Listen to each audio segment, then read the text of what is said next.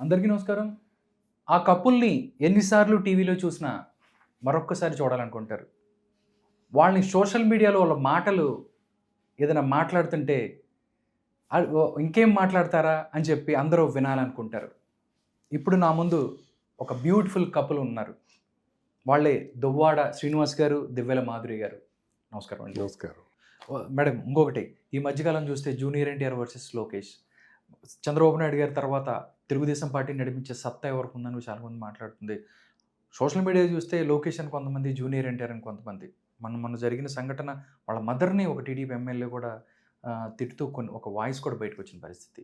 నిజంగా ఇద్దరిలో సామర్థ్యం ఎవరుందంటే ఎవరు చెప్తారు మేడం? ఎందుకంటే మీకు సినిమాలంటే బాగా ఇష్టం. జూనియర్ ఎన్టీఆర్, లోకేష్ ఇట్లా అంటున్నారు. ఏం చెప్తారు మీరు మేడం? పొలిటికల్‌గా చంద్రబాబు నాయుడు తర్వాత వారసుడు లోకేష్ అవుతాడు గానీ, జూనియర్ ఎన్టీఆర్ అవ్వడు కదా! వారసత్వంగా వస్తే. ఆ! మా తాత పార్టీ అంటున్నారు. మా నాన్న దానికి రథసారథిగా చేశానంటున్నారు. ఆయన అంటే అవ్వదు మరి. జూనియర్ ఎన్టీఆర్ కూడా యాక్టివ్‌గా పాలిటిక్స్‌లో పార్టిసిపేట్ చేయాలి. ప్రజలతో ఉండాలి కదా! సినిమాలు చేస్తూ ఈ మాటలంటే అవ్వదు కదా! తను కూడా రావాలి రాజకీయాల్లోకి వస్తే అప్పుడు తెలుస్తుంది ఎవరేంటనేది. ఓకే.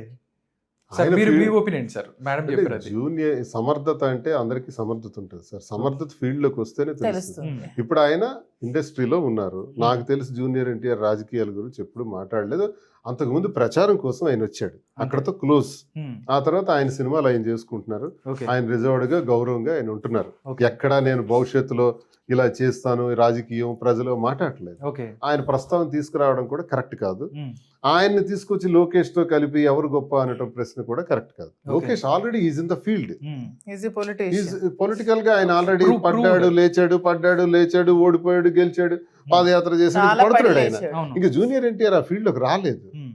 అలాగని ఆ ఫీల్డ్ తో దీనికి లింకప్ చేయడం కరెక్ట్ కాదు. ఓకే. ఆయన ఇమేజ్ అయిందే, ఆయనకున్న కెపాసిటీ అయిందే. ఇప్పుడు జూనియర్ ఎన్టీఆర్ కూడా వ్యక్తిగతంగా ఓ ఇమేజ్ ఉంది. ఓకే.